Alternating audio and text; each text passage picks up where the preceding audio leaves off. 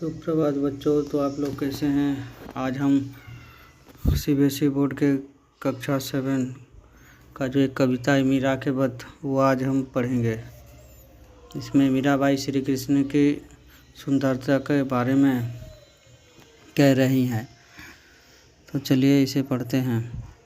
बसो मेरे नैनन में नंदलाल, मोहनी मूर्ति सांवरी सूरती, नैना बने विशाल, अधर सुधा रस मुरली राजती, उर बैजंती माल, क्षुद्र घंटिका कटी तट शोभित, नुपुर शब्द रसाल, मीरा के प्रभु संतन सुखदाई, भक्त वत्सल गोपाल। इन पंक्तियों में मीराबाई श्री कृष्ण की सुंदरता के बारे में कह रही हैं। वो कहती हैं कि बसो मेरे नैनन में नंदलाल। वो श्री कृष्ण से कह रही हैं कि हे श्री कृष्ण, आप मेरे नैनों में बस जाइए। मोहनी मूर्ति सांवरी सूरती, आपका जो ये मोहनी मूर्त है, मतलब मन को मोह लेने वाला जो ये आपका वेश है, वह मेरे मन में बस गया है और मेरा जो मेरे नैनों में बस गया है। नैना बने, जिससे कि मेरा जो आँखें हैं वह बहुत विशाल बन गई हैं आपके आने के कारण। अधर सुधा रस मुरली राजती, उर बैजंती माल। अधर सुधा मतलब आपके होठों से मुरली जब आपके होठों में लगती है तो उससे जो मनमोहक आवाज़ निकलती है, उससे मेरा मन और भी खुश हो जाता है। उर बैजंती माल, और आपके उर मतलब गला, और गले में जो आपके जो बैजंती माल है उससे आप और भी बहुत सुंदर दिखाई देते हैं। क्षुद्र घंटिका कटी तट शोभित, और छोटा छोटा घंटियों का जो आपका कमर में बंधा है उससे आप और भी ज़्यादा सुंदर लग रहे हैं।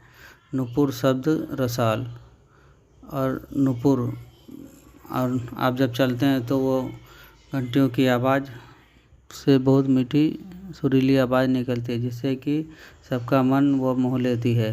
मीरा के प्रभु संतन सुखदाई, भक्त वत्सल गोपाल। यहाँ मीराबाई कह रहे हैं कि मीरा के आप प्रभु जो हैं श्री कृष्ण, वही उनके भगवान है, भक्त वत्सल गोपाल, और सभी भक्तों के वह भगवान हैं।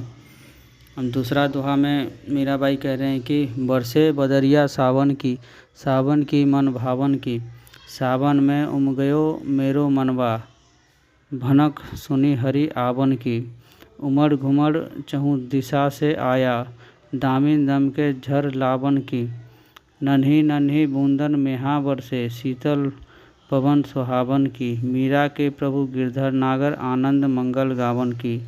इस दूसरी पंक्तियों में मीराबाई सावन के मौसम की सुंदरता के बारे में कह रही हैं। बरसे बदरिया सावन की, मौसम में जो बारिश आती है तो उस समय बारिश से सारा हमारा पृथ्वी हरा भरा हो जाता है और वह बारिश सबके मन को मोह लेती है। सावन का मौसम जो होता है, सावन में उम गयो मेरो मनवा, और इस सावन के मौसम को देखकर मेरा मन भी नाचने को करता है। भनक सुनी हरि आवन की, और ऐसे मौसम में स्वयं भगवान श्री कृष्ण भी आते हैं और उनकी आहट सुनकर मेरा मन भी खुश हो जाता है। उमड़ घुमड़ चहु दिशा से आया, दामिन दम के झर लावन की। उमड़ घुमड़ मतलब जब सावन के मौसम में बादल उमड़ घुमड़ के चारों दिशाओं से आती हैं तो वह मन को और मोह लेती हैं।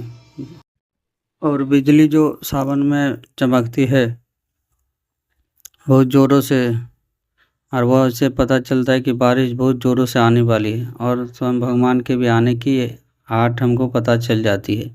नन्ही नन्ही बूंदन मेहा बरसे, और जब बारिश होती है तो बारिश की नन्ही नन्ही बूंदें, बारिश की बूंदें जब तन पे पड़ती है तो पूरा तन खुशी से झूम उठता है। शीतल पवन सुहावन की, और इस प्रकार सावन के ऋतु में बहुत शीतल ठंडी ठंडी पवन बहती है जो कि मन को मोह लेती है। मीरा के प्रभु गिरधर नागर आनंद मंगल गावन की, और इस प्रकार का मौसम को देखकर मीरा श्री कृष्ण की जो भक्त मीरा है उनका मन आनंद से गाने को करता है, और वह श्री कृष्ण के इस प्रकार आने की खुशी में झूम उठती है।